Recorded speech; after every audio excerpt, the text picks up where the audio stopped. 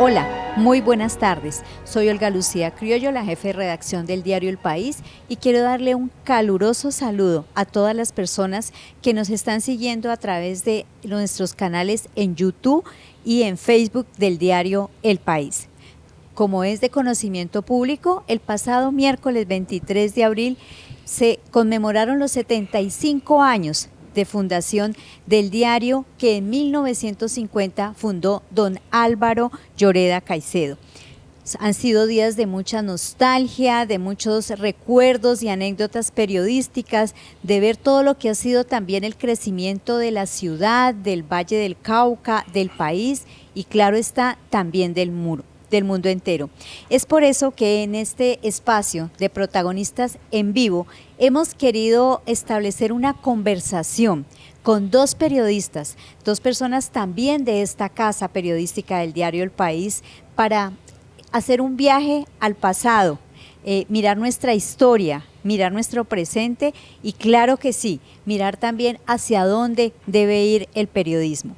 Quiero saludar en primera instancia a Alda Libey Mera Cobo, una compañera, una amiga de muchos años aquí en el diario El País, en nuestra redacción. Alda, bienvenida.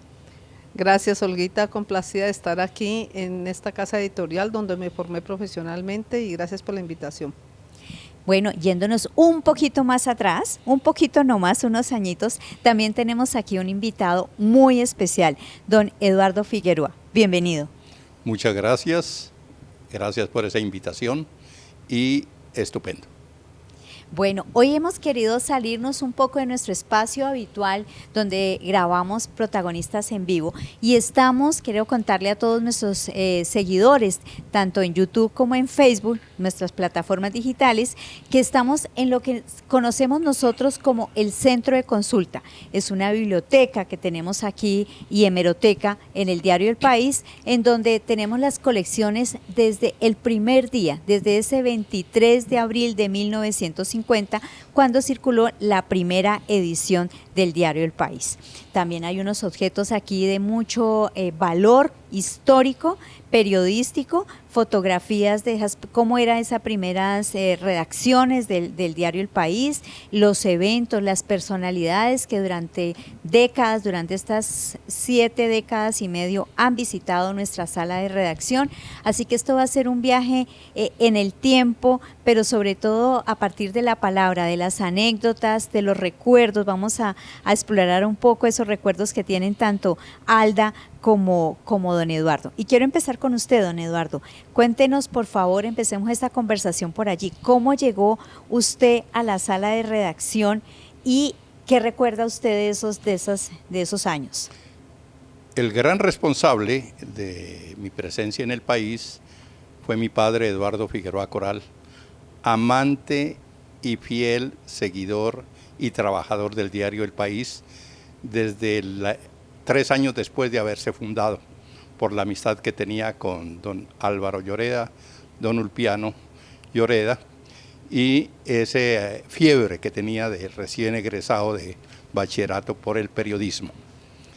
Entonces, él soñaba con que un hijo siguiera sus pasos y fuera periodista.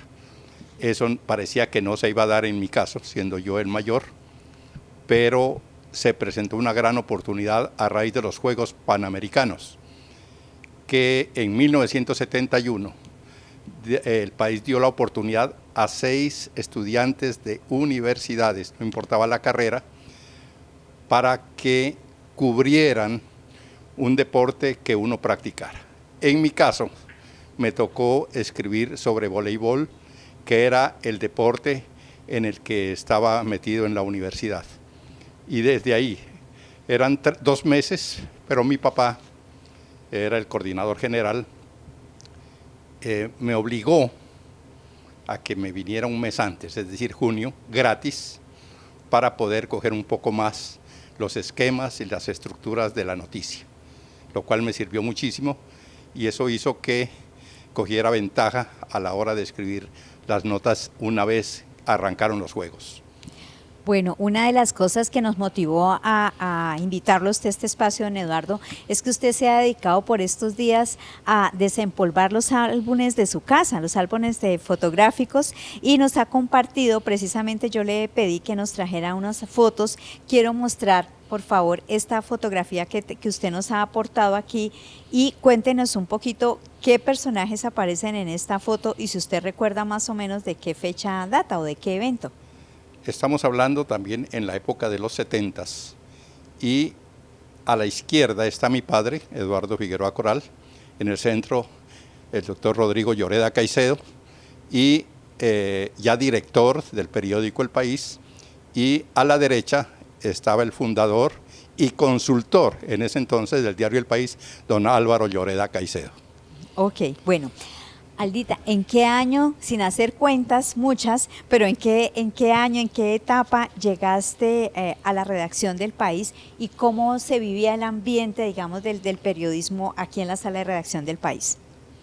Entré en 1988 y el ambiente, yo estaba muy jovencita y me llamó mucho la atención que había muchos hombres, las mujeres éramos muy pocas en la redacción, entonces eso me intimidaba un poquito y eran unos señores ya muy mayores, pero al final yo me fui adaptando y pues recuerdo mucho que se escribía en máquinas de escribir y por cuartillas, y los escritorios estaban todos adheridos en galera, en fila, eran unas filas así, y pues era tenaz porque no existía la tecnología de hoy, y si uno, la redacción, la jefe de redacción o el jefe de redacción le rechazaba uno el texto, simplemente lo rompían o lo tiraban a la cestica de la basura y le decía vaya, hágalo otra vez.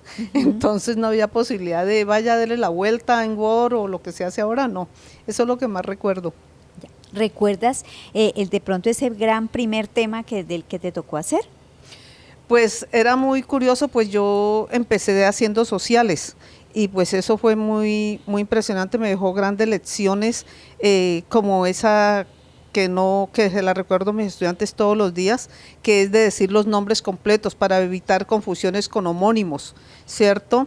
Y se sacaban los fines de semana 14 páginas sociales de matrimonios, grados, obituarios, cosas de ese tipo, ¿no? Hablábamos ahorita con don Eduardo y Aldalibey sobre que hay noticias que son cíclicas definitivamente, que no pasan.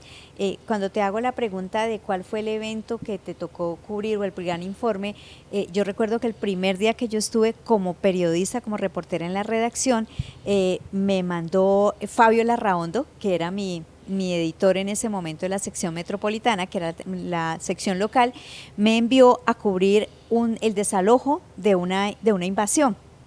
Y recurrentemente uno ve, cierto, que son cosas que siguen pasando en la ciudad y en general en todas las ciudades. Don Eduardo también nos ha compartido esta foto, creo que este es el orden, así es ¿cierto? Así es la postura correcta, ¿cierto? Y hablábamos, esto es una toma guerrillera. ¿De dónde era esta toma? ¿Dónde fue? Y más o menos en qué época, don Eduardo. Eso fue una toma guerrillera que hubo en Toribío, Cauca, donde las FARC en ese momento atacaron el puesto de policía y mataron a 2 agentes.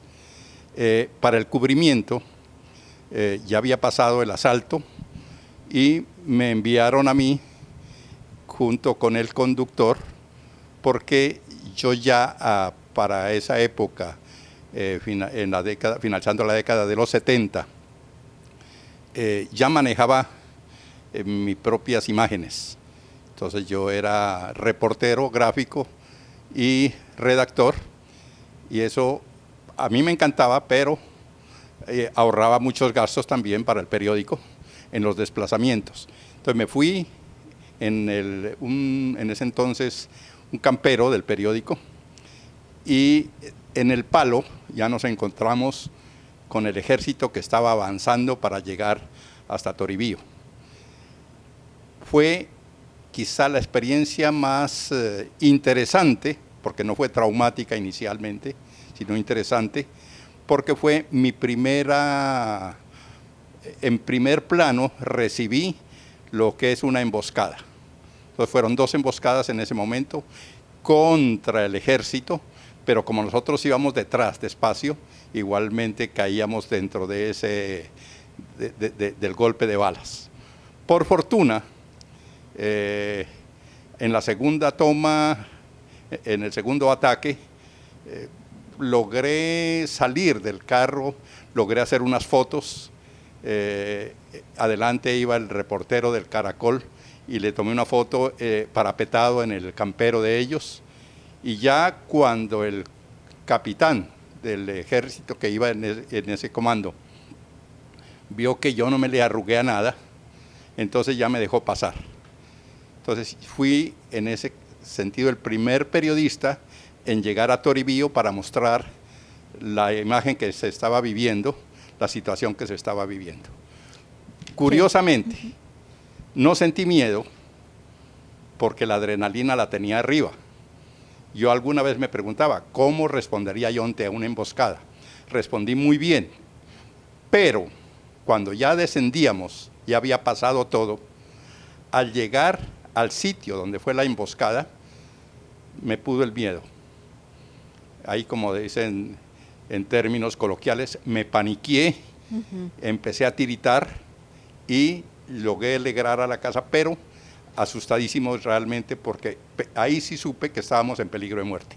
Claro, claro que sí, eso suele pasar, ¿no? Y en el momento de la adrenalina uno no siente nada, pero luego es que como que cae en cuenta incluso de los riesgos a los que se ha sometido. Aldita, ¿cuántos años en la redacción del País? 31, 32, algo así, y ya recordé que el bautizo mío fue, me dijeron, súbase en un carro y vaya a entrevista a María Emma Mejía, que la acaban de nombrar gerente del área metropolitana de Medellín, y usted vaya a hacerle una entrevista. Y yo, no había Google, no había WhatsApp, no había nada, y entonces, ¿y quién es esta señora? Tenga estas 3 preguntas y subas en el carro, y de ahí en adelante defiende usted como pueda. Y pues sí, por fortuna, ella es una señora muy educada y me supo entender y llevar en la entrevista, y la entrevista salió muy buena. Aldita, me consta que fueron muchos años de ejercicio periodístico con mucha rigurosidad, con buscar todas las fuentes posibles, desgravar todas las entrevistas que te daban, y con una versatilidad además por cubrir diferentes eventos, no solamente las sociales, como dijiste también que lo hacías con mucho juicio, también el tema político, también todo lo que tenía que ver con la cultura, variedades, temas locales también. ¿Cuál fue, si se puede escoger, o un personaje o un trabajo que definitivamente tú dices, este fue el que me llenó, este me llegó? Sí, pasé por muchas cosas, realmente pues los sociales fue la puerta de entrada, ¿no? Sí. Fue por donde empecé, luego pasé a revistas y luego hice mucho culturales y entrevisté muchos personajes importantes, escritores como Augusto Monterroso, Héctor Abad Faciolince, la decana de la lucha por la defensa para el voto femenino, María Teresa Arizabaleta de García, mucha gente, pero también hubo cubrimientos obviamente que también fueron importantes, pero un personaje que me marcó muchísimo fue Jairo Varela, que lo entrevisté una sola vez en la vida, pero fue la entrevista que yo no sabía que era buena, sino que un escritor como Medardo Arias me dijo después que era la mejor entrevista que él había leído de Jairo Varela. Entonces la recuerdo mucho y la pongo de ejemplo a mis estudiantes en las clases, y cuando la leo vuelvo a llorar. Qué bonito. Me vuelvo a quebrar. Qué bonito, claro que sí, es lo que da ese trabajo cuando se hace con las entrañas, digamos. Usted, don Eduardo, ese personaje que a usted lo marcó y que dije, que cuando uno dice, porque nos ha pasado que uno dice, qué bueno ser periodista para yo poder estar cerca de este personaje. Yo tengo un personaje que no vacilo en decir quién es, porque es un mito dentro de los indígenas del Cauca, entre los guambianos y en Silvia, el padre Álvaro Ulcue Chocue. Fue el primer y único sacerdote de los Nasa que se ordenó como sacerdote, y fui el día que descansó ya como sacerdote y fue a visitar a su mamá a un lado de Caldono. Entonces, allá me contó toda su su aventura de estudio. Pero lo que más me sorprendió después fue el desarrollo de él como personaje, al punto que cuando ya en unos trabajos que se hicieron adelante con indígenas, supieron que alguna vez yo había entrevistado a Álvaro Urqué, para ellos, por ser un mito, decían, pero él realmente existió. Entonces, en ese momento supe que había entrevistado a un mito. Ok, bueno, y estamos como muy serios, vamos a ponernos también un poquito picantes sí. Aquí, si les parece, en esta conversación. Don Eduardo, siempre hay metidas de pata, uno siempre mete la pata, hace el trabajo que entrevista a quien no es, o le falta la pregunta que es realmente, uno dice, después uno dice, ¿cómo no le pregunté tal cosa? Qué sé yo, la foto que faltó, alguna anécdota que usted tenga en su mente sobre esto. El gran gazapo, que fue culpa y no culpa mía. Yo estaba manejando ya el magazine dominical y había que entregarlo desde el miércoles. Entonces escogió como portada Bogotá. Entonces desde Bogotá el fotógrafo de allá enviaba las transparencias para poder escoger las fotos centrales del informe. Ya todo estaba avanzado, llegaron las fotos, revelaron y salieron veladas. Dios. Pero ya estaba en marcha la diagramación del suplemento. Entonces recurrimos a fotos de archivo ya procesadas, que eran la policromía, amarillo, azul, rojo, negro, para poder presentar a color las páginas centrales. Vi ahí, como en silueta, Capitolio Nacional. Entonces por ahí me hice una introducción pequeña para el pie de foto de la portada y salió el periódico, salió el suplemento. Si la gente supiera lo que sufre uno a veces, resulta ¿cierto? Que cuando ya vimos el periódico impreso, faltaban 3 días para ser domingo, no era el Capitolio Nacional, sino Wall Street. ¡Auch! ¡Auch!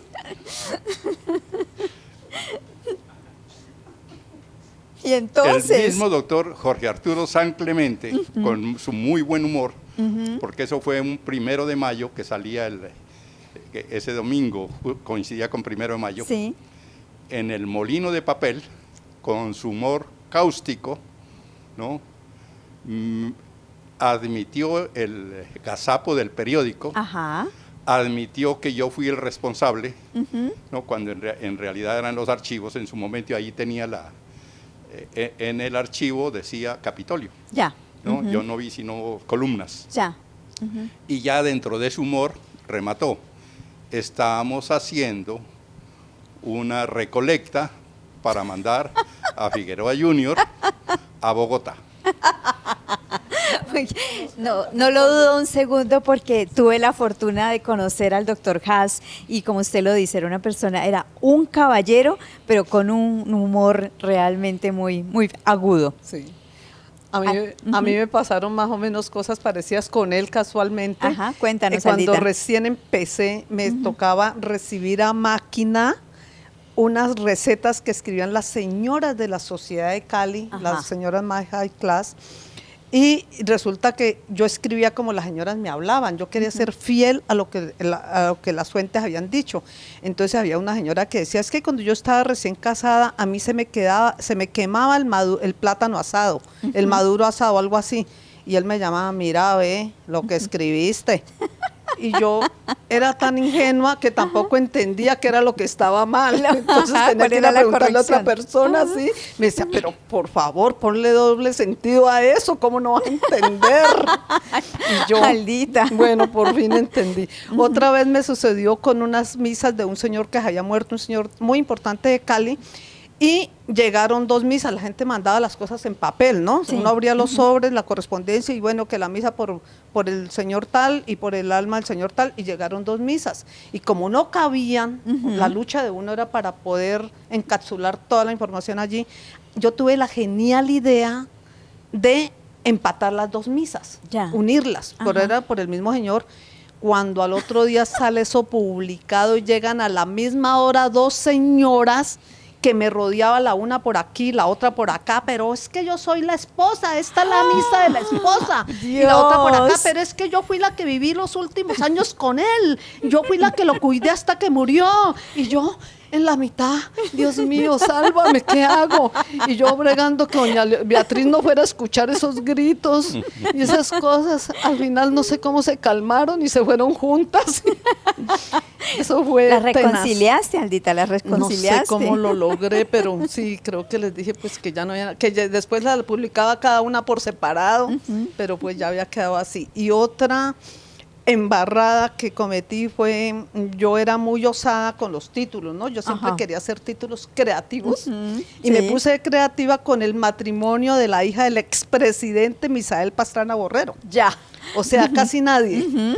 Y resulta que la señora se casó por lo civil con un vestido que era de color, no era exactamente blanco, sino como beige. Y bueno, y otra, algo más que llamaba la atención, que se salía de lo formal, digamos. Entonces yo le puse muy, muy creativa a la niña, le puso un matrimonio poco conservador. Dios mío, eso fue la hecatombe al otro día. Claro. Ujú. Esta reacción tengo entendido que bullía del escándalo, solamente que yo, la culpable, estaba de descanso y no había WhatsApp para llamarla, ni nada de eso, por fortuna, y entonces estaban esperando que al otro día yo regresara ya a reintegrarme a la jornada laboral para que el doctor Lloreda me despidiera. Dios. Me despidiera. Ajá. Rodrigo. Sí, más de uno estaba esperando eso, no sé por qué. Y el caso es Yo sí que sé no. por qué, Aldita. Él me llamó, bueno, él me llamó a la oficina y me sentó como estar yo sentada aquí. Mire, niña, esto es muy delicado, esto con toda la amabilidad, respeto y cordura del mundo, me llamó la atención y me dijo que eso le había causado un gran escozor al expresidente Misael Pastrana Borrero porque era su oponente político, así fueran del mismo partido, estaban Sí, divididos, sí. y que él le había dicho, mira, ve, eso me parece un detalle de mala leche con mi hija. Y que, entonces él le dijo, no, mira, no fui yo no trabajo los domingos, esos son mis Soy periodistas. inocente. Sí, y entonces allí como que él se tuvo que disculpar y el doctor Misael Pastrana, pues no sé si aceptó, no recuerdo si aceptó o no las disculpas, pero el caso es que ni el doctor Lloreda me regañó, ni ni me despidió, por fortuna para mí, Sí. pues gracias a Dios. Ujú. Pero lo recuerdo totalmente, ¿no? Don Eduardo, un personaje para usted inolvidable de la sala de redacción del País, de su época. Aparte de usted, claro está.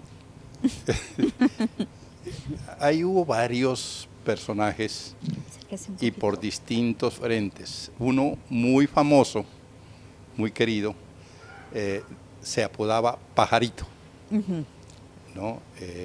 Y era el señor Acevedo y cumplía con todas las obligaciones, cumplía con la parte política, pero terminada la jornada se iba a tomar sus tragos y con 2 o 3 copas ya hasta el otro día. Ya.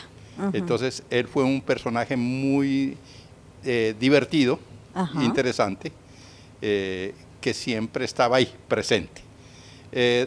Otros personajes ya fueron apareciendo, pero sin ser periodistas. Ajá. Había uno Ujú. que cuando niño trabajó aquí, le dieron la oportunidad, no aquí sino en la casa de la 10. En la primera sede en la donde primera funcionó sede la donde redacción funcionó, del País. que la conocí yo de 8 años. Ya. Y su trabajo, era un niño, no sé, de familia separadas, no sé qué pasaba. Entonces limpiaba las rotativas. Avanzaba la rotativa, le limpiaba la tinta para poner las nuevas planchas. Y en una de esas, la rotativa le agarró el trapo. Y él, para salvar su trapo, ¡Ay! lo agarró y la rotativa le agarró el brazo. ¡Ay, Dios! Ahí hay una foto de él. Ujú.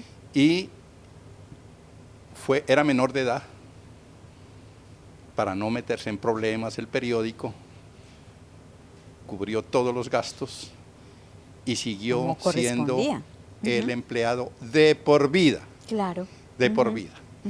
Él era lo que se llamaba antes el patinador y hacía mandados afuera, de cobros y de todo.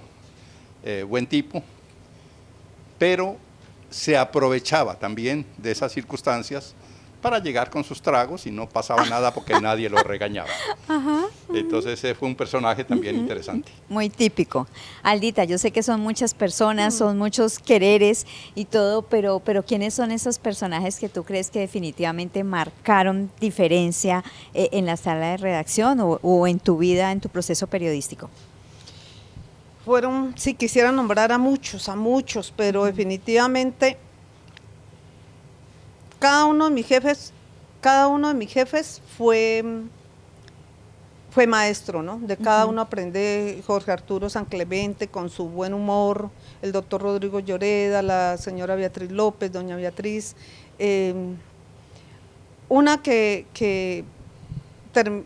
pues lo que más le agradezco al país es que me haya dejado tantos amigos y tantas amigas, pero una amiga muy especial es María Teresa Castro, ¿no? Es una persona que me dio mucho crecimiento profesional y personal, espiritual. Y periodísticamente yo creo que los maestros más rigurosos y más exigentes fue Luis Cañón. Luis Cañón, mejor dicho, era una persona que lo formaba uno, le exigía al máximo, y además porque con él me tocó toda esa década de los 90 que fue tan convulsiva para Colombia, por el narcotráfico, por el proceso 8000, por tantas cosas que pasaron. Entonces, por la guerra de los carteles, la persecución, el bloque de búsqueda, no, fueron jornadas impajaritables porque, o sea, se trabajaba doble, porque había que hacer la edición del día y luego teníamos que quedarnos de noche preparando las ediciones por si caía el jefe del cartel, por si se caía el presidente Samper, por si tal. Era un tipo que tenía una proyección, una visión de futuro impresionante. Yo creo que, pues...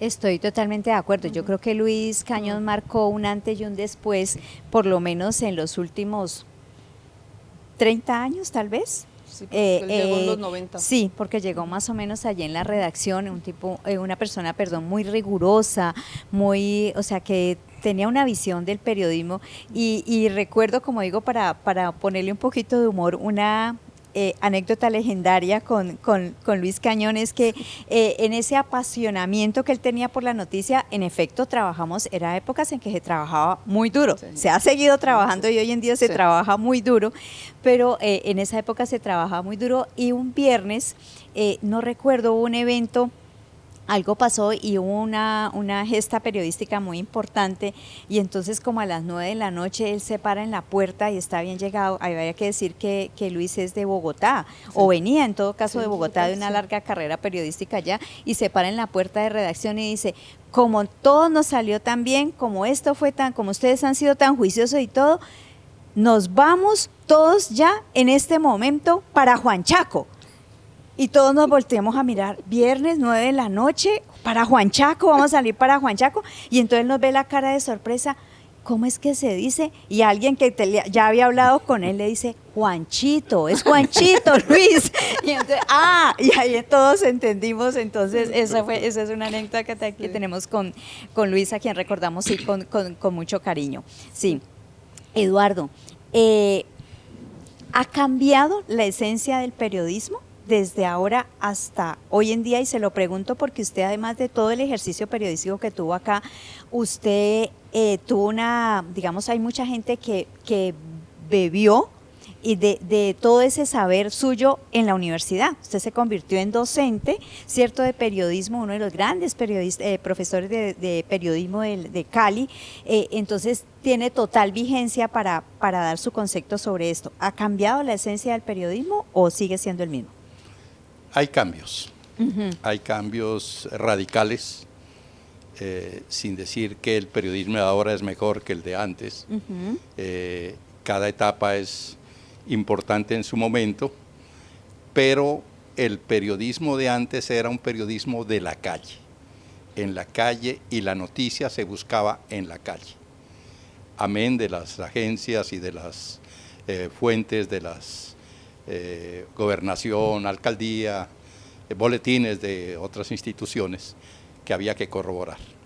En este momento es mucho más digital, que es una ventaja para el que lee, no es una ventaja para el que escribe, porque no puede meter toda la profundidad que quisiera hacerlo, porque no hay tiempo, y además la rapidez y la inmediatez de subir una noticia hace que se queden muchas cosas a medias. Entonces, ¿qué ha pasado? Que los nuevos periodistas, las nuevas generaciones, se han adaptado a ese sistema y están haciéndolo bien dentro de las limitaciones que puede dar una parte de la tecnología. Y no, vuelvo y repito, no son buenos, no son malos los de hoy ni los de ayer. Todos somos periodistas y en esencia lo que buscamos, y como siempre me decían desde un principio, quien tiene la razón siempre es el lector. A él le debemos nuestra profesión y por él hacemos periódico. Muy bien. Aldita. Yo parto de la base que el periodismo sigue siendo el mismo, el buen periodismo, los buenos contenidos, pero coincido con Eduardo en que hay que estar en la calle y que hay que ir a la fuente primaria y estar en el sitio de los acontecimientos y observar y ser la primera fuente del periodista. Ahora, es verdad que por la inmediatez se han perdido un poquito la precisión y el rigor. ¿Ya? Entonces a veces fallan las cifras. Entonces veo que a veces dicen que hubo tantos muertos y al otro día resucitan algunos y vuelve, y entonces ya dicen que ya no fueron tantos y no menos. Entonces esa inmediatez, eso nos perjudica muchísimo, y la tendencia de las nuevas generaciones de querer hacer periodismo con las redes sociales. Eso no es así. Es una crítica que yo siempre hago, una recomendación más bien. No se atenga a las redes sociales, porque es que en las redes sociales publicamos todos los que no son periodistas, los que no confrontan, los que no contrastan, los que no verifican si la información es cierta o no. Entonces allí hay que tener cuidado. Pero yo digo que el periodismo es el mismo en las diferentes, lo que cambia son las plataformas. Lo que pasa es que hay que seguir siendo precisos y rigurosos. Claro que sí. Ya que tú mencionas las redes sociales, Aldita, hay una cosa que a mí me parece maravillosa, ¿cierto? Y es como los avances tecnológicos. Entonces, como tú también decías hace un rato, que escribías en cuartillas, etcétera. ¿Cómo ves tú esa evolución, el hecho de que en nuestra época, y me incluyo por supuesto, éramos solamente con grabadora, ¿cierto? Desgrabábamos escuchando no habían estos programas pues para desgrabar las largas entrevistas que hacíamos, el hecho de que el celular ya no había la posibilidad de, por supuesto, sino que le dejábamos mensajes a las personas por las llamadas, digamos, el teléfono tradicional, los teléfonos fijos. ¿Cómo has visto ese antes y ese ahora? No, pues las comparaciones son la distancia, las diferencias son enormes. Imagínate que nosotros teníamos que llegar a las 8 en punto de la mañana a llamar a todas las funerarias, una por una, a preguntar quién se había muerto. Sí, quién se había muerto, cuántos años tenía, qué hacía y todo. Eso ahora no, te llega un boletín de prensa diciéndote, ¿cierto? ¿Cuántos fueron los homicidios y quiénes fueron y en qué sitio? Entonces, ha cambiado demasiado, la verdad que sí. Esto, cuando llegó la tecnología, pues los primeros computadores, los barrigones con letras amarillas, pantalla negra y letras amarillas o letras verdes, toda esa transición, a mí me tocó vivir todos esos cambios y pues sí, eso ha cambiado muchísimo. Ahora pues el celular facilita demasiado las cosas, ¿no? Pero también hay que saberlo utilizar para eso, para bien, ¿no? Para poder, el hecho de poder captar las cosas inmediatamente y poderlas enviar inmediatamente. Antes no, uno tenía que devolverse en el carro, ir, volver a venir. Cuando se velaban los rollos, ay no, sí, qué como nos contaba ahorita don Eduardo. Esos que uno iba por su foto para su artículo y el pobre revelador, el pobre señor del laboratorio, decía, Laboratorio. no, mira, se me ve los rollos. Y pues uno también ha estudiado fotografía en la universidad y también se le han velado los rollos, entonces allí no había nada que hacer. Entonces, pues a veces tocaba echar mano de una foto de antes, o bueno, cualquier recurso allí, o hacerle un muñeco, un dibujo, no. O sea, o a veces no se publicaba, ¿no? Exactamente, sí. Don Eduardo, usted que ha sido testigo también de todos estos cambios tecnológicos, ¿cómo los analiza?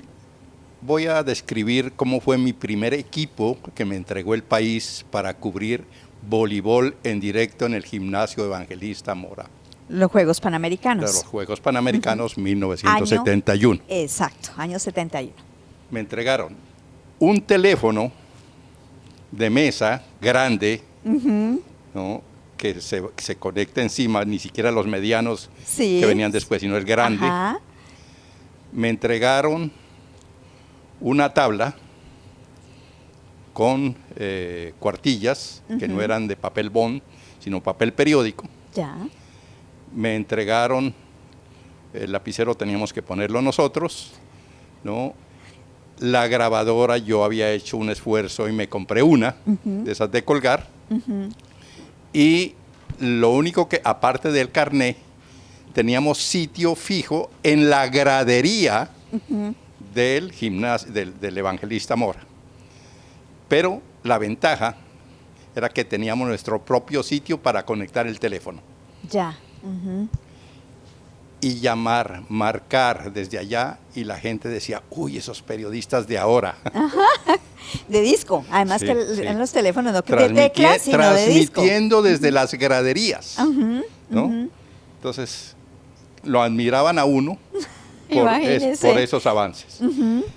Cuando ya hablemos un poco más adelante, Sí. máquina de escribir, Sí. y llegaron los primeros computadores que no les tocó a ustedes, Ajá. ¿no? Eran 4 IBM con llave de encendido y Guau. parecía un motor. Prom, prom, prom, ¿no?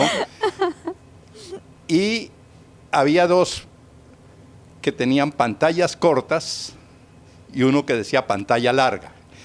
En esencia la pantalla es la misma, pero cuando hablaba uno de pantalla corta, pantalla larga eran las cuartillas, porque uno nos dejaba escribir 3, 4 cuartillas, la otra 2 o 1, Ya. y estar grabando y mandando, para animarnos a tomar aprender a manejar esos computadores. La empresa nos ofreció 1.500 pesos mensuales. Entonces, por la plata baila el perro, nosotros por la plata aprendimos a manejar computadores y aquí continuamos. Qué bien. Aldita, ¿querías mencionar algo?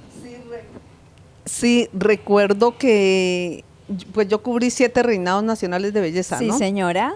Entonces, en el primero me mandaron, en el primer reinado nacional de la belleza que fui a cubrir a Cartagena, me mandaron con un equipo que era la última revelación tecnológica del periódico, que era un Tandy. Se Ajá. llamaba Tandy, era un portátil pequeñito y había uno solo para toda la redacción. Ah, ok. O sea que el que estaba de buenas, según el acontecimiento, el que fuera más importante, a ese Ajá, el tenía hecho el más grande. privilegio de tener el Tandy. Ya. Y yo llegué al hotel de Cartagena y los hoteles no estaban adaptados para hacer esa conexión. No había la conexión de pestañita. Ya. Entonces eso prácticamente a mí me tocó destapar la caja del teléfono, la conexión telefónica de allá, y con unos caimanes que me entregaban aquí. El ingeniero me decía, con estos caimanes se conecta. Y yo, entonces La allá ingeniera destapé Alda. la ingeniera Alda destapó casi desbarata el hotel y saqué eso y yo conectaba allí. Y claro, y eso sonaba, ¿no? Cuando uno transmitía, ¡bu! Sonaba así. Pero el caso es que por ahí llegaban los textos, pasaban derecho, no tenían puntuación, no tenían comas ni nada, sino que acá la editora Sí. que lo recibía era Tenía la que que empezar. separaba pues según el sentido. Y también me acuerdo mucho de las impresoras donde llegaban los cables, de agencias internacionales, sí. la UPI, donde Sí. llegaban las fotos, Sí, porque además sí. las fotos también llegaban así en papel, ¿no? Eran como unas lavadoras gigantes. Y sonaban también. Un ruido, sí, sí, claro. Lo Eso sonaba puedo todo recordar. el tiempo. Era impresionante el ruido, aunque pues el único ruido que sí era muy lindo y eso sí da nostalgia, era las 5 de la tarde se prendía la rotativa pequeñita aquí, Exactamente. en este sótano, en este primer piso, y eso sí uno sabía ya cuando estaba imprimiendo el periódico, y uno se asomaba por las ventanas y veía el periódico rodando, y uno veía la página que uno había cerrado, que uno había hecho, la veía allí cuando iba pasando con el color, la foto y En los todo, ¿no? rodillos, entre los Y eso era rodillos. muy emocionante y eso sí me Bueno, pone la piel de gallina. El tiempo desafortunadamente pasa volando, como han pasado volando estos 75 años del país, pero no quiero dejar, ya que hablabas de los reinados, Aldita, la señorita Amazonas. Por favor, la señora Amazonas, cuéntanos por favor esa anécdota rápidamente. Bueno, el caso de la señora Amazonas fue una historia donde medio Colombia sabía que la señorita Amazonas era casada, menos los directivos del reinado. Ellos no querían aceptar eso. Y el caso es que la prensa se dedicó a demostrarle que sí. Entonces el noticiero nacional que se emitía al mediodía publicó primero la partida de matrimonio. Ya. Investigó en Bogotá y la publicó. Y por la noche CMI con Yami Amad, el gran gurú Hay que del decirlo. periodismo, hay que decirlo, publicó la foto. Entonces eso fue volando en menos de 24 horas. Entonces al otro día había que confrontar y la niña lo negaba, la chaperona lo negaba, doña Tere la negaba, el hijo lo negaba. Bueno, en fin. El caso es que ya se fue demostrando mucho. Cuando llegó una noche, el día del desfile de carrozas, la chica no se presentó al desfile de carrozas, se perdió, desapareció. Yo dijimos con Osvaldo Páez, que era mi el reportero gráfico que me acompañaba, Claro que sí. dijimos, ella se va a volar y tenemos que montarle la guardia. Y La llamamos perseguidora. la perseguidora, y nos dedicamos a eso. Y entonces los demás se fueron para una rumba en una inauguración de una discoteca de Carlos Vives. Ajá. Imagínense el furor de Carlos Vives en esa época en Cartagena. ¿Año más o menos? Año 91, 92. 92. yo 92 Ajá, creo sí. que fue. Y entonces toda la prensa se fue para allá.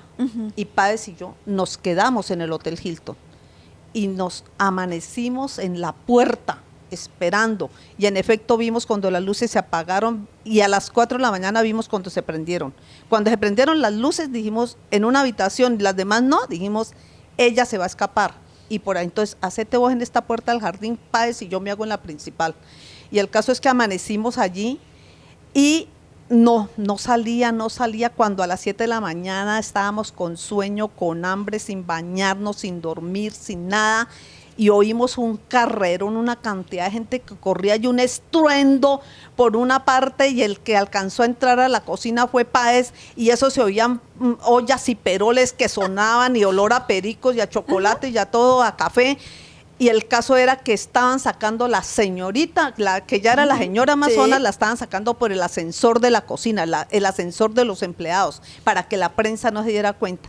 Y en efecto la sacaron por Ascensor. la puerta del jardín, por ya. la puerta de atrás, y la subieron a una van, que era el último carro de moda en ese momento, y la dirigieron al aeropuerto, pero en la mitad del camino la cambiaron. Ahí yo ya le perdí el rastro, ya no pude seguirla porque el taxi pues no alcanzamos a llegar allá.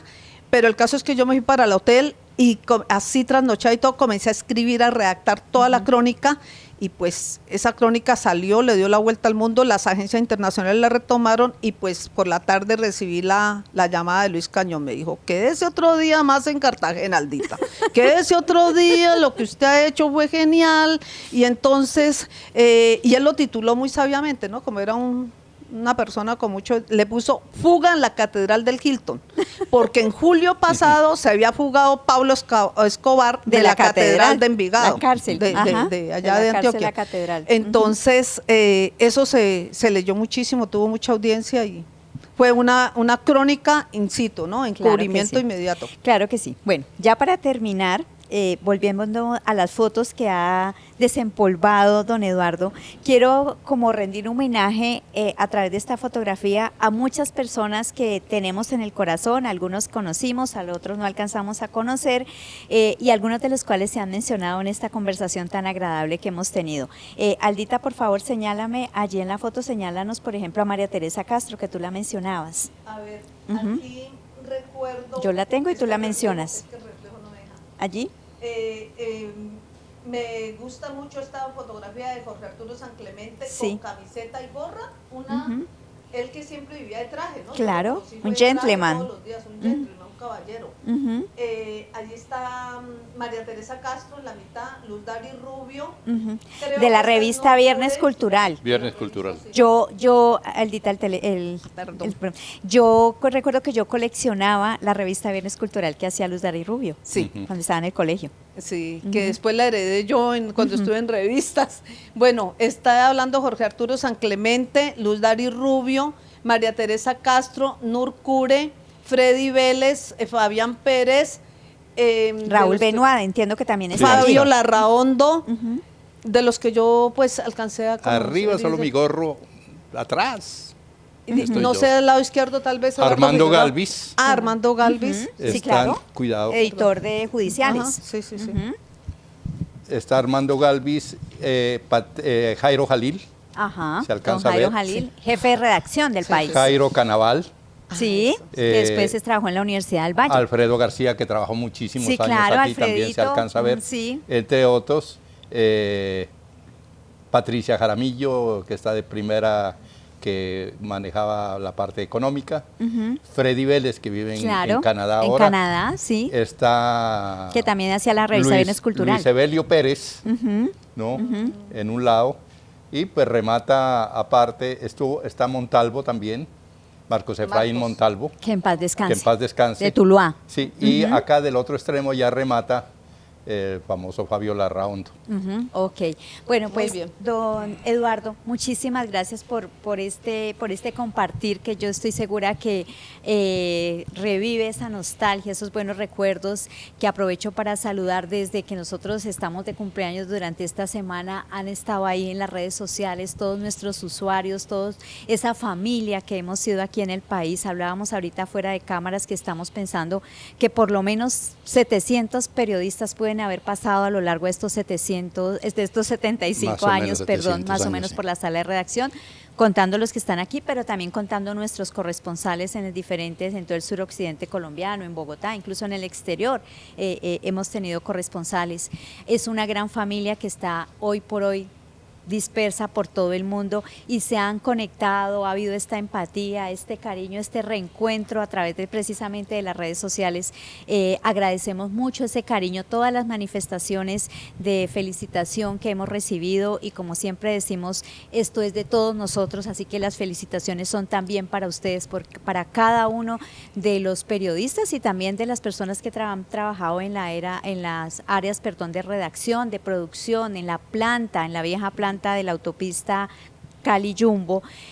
Muchísimas gracias a todos ellos y muchísimas gracias a ustedes dos, don Eduardo, Aldita, por estar aquí con nosotros. También quiero agradecerles a Álvaro Pío Fernández y a Mario Andrés Lozada, que nos han apoyado aquí en la parte técnica. Sigamos celebrando, sigamos festejando, pendientes de este espacio protagonistas del país, porque vamos a seguir haciendo una serie de programas, de entregas alrededor de este cumpleaños que nos llena de tanto orgullo y que nos compromete hacia el futuro, a seguir siendo un periodismo serio y de cara a las necesidades que tiene la ciudad, la región y el país. Muchísimas gracias a todos. Un saludo, soy Olga Lucía Criollo, jefe de redacción del país, y hasta siempre.